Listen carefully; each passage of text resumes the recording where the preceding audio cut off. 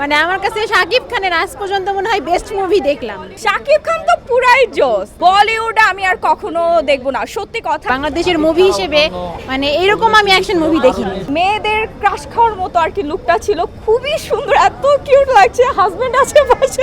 বাংলাদেশের আসলে সুপারস্টার হচ্ছে শাকিব খান। অল ওভার টোটালটাই।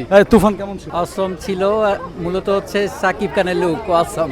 He is a really superstar and উনার অ্যাক্টিং আউটস্ট্যান্ডিং।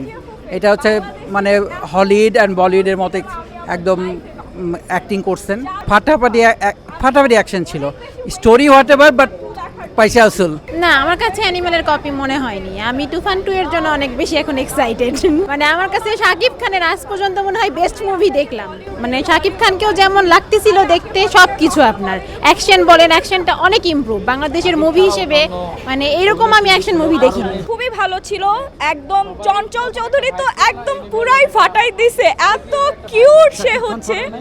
শাকিব খান তো পুরাই জোস। চঞ্চল চৌধুরী, তারপর হচ্ছে নাবিলা, মিমি হচ্ছে আমাদের ওপার বাংলার অভিনেত্রী। সবার অ্যাক্টিং লেভেল এত দুর্দান্ত ছিল। বলিউডে আমি আর কখনো দেখবো না, সত্যি কথা। আমি বাংলাদেশের সবাইকে রিকোয়েস্ট করবো তুফান দেখার জন্য। Best best best. শাকিব খানের সত্যি কথা বলতে এই প্রথমবার আমি শাকিব খানের কোনো মুভি দেখেছি। এর আগে আমি শাকিব খানের কোনো মুভি দেখি নাই। আমি জাস্ট ফিদা হয়ে গেছি শাকিব খানের লুকটা। আসলে অল ক্রেডিট আমি বলবো রায়হান রাফি, যে ডিরেক্টর। আমাদের বাংলাদেশে এরকম ডিরেক্টর আরও বেশি হওয়া দরকার, তাহলে শাকিব খানের মতো আরও অনেকেই উঠে আসবে। যেমন শাকিব খানের একদম নতুনভাবে একটা লুক আমরা কিন্তু দেখতে পেরেছি এই মুভিতে। মানে মেয়েদের ক্রাশ খাওয়ার মতো আর কি লুকটা ছিল, খুবই সুন্দর, এত কিউট লাগছে। হাজবেন্ড আছে পাশে। আমি জাস্ট পুরোই ক্রাশ খেয়ে গেছি শাকিব খানের উপরে। সিনেমার মেকিং কেমন ছিল? সিনেমার মেকিং খুবই খুবই খুবই সুন্দর। আমি বললাম না, আমি বলিউডের মুভি আর কখনোই দেখবো না।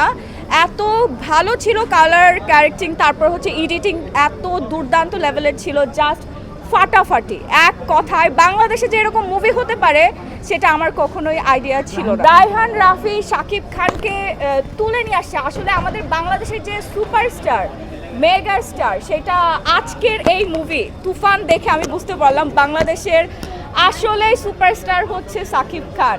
অ্যান্ড রায়হান রাফি ডিরেক্টর হিসেবে দুর্দান্ত। এরকম ডিরেক্টর আমাদের আরও অনেক বেশি দরকার। আমার অনেক ভালো লেগেছে তুফান মুভি দেখে, অনেক ভালো লেগেছে। তুমি এর আগে কখনো শাকিব খানের মুভি দেখেছো? হ্যাঁ, আগে তো আমার ভালো লাগতো না, কিন্তু আজকের মুভি দেখে ভাবলাম কি বাংলাদেশে এরকম মুভি কখনো হয়। আমি এটা ভাবতেও পারি না যে এরকম মুভি হবে। কোন দেশের সিনেমা দেখো বেশি? আমি বলিউড সিনেমা দেখি। বলিউড? হ্যাঁ। আর হলিউড নায়ক কে? যেমন আয়রন ম্যান, স্পাইডারম্যান।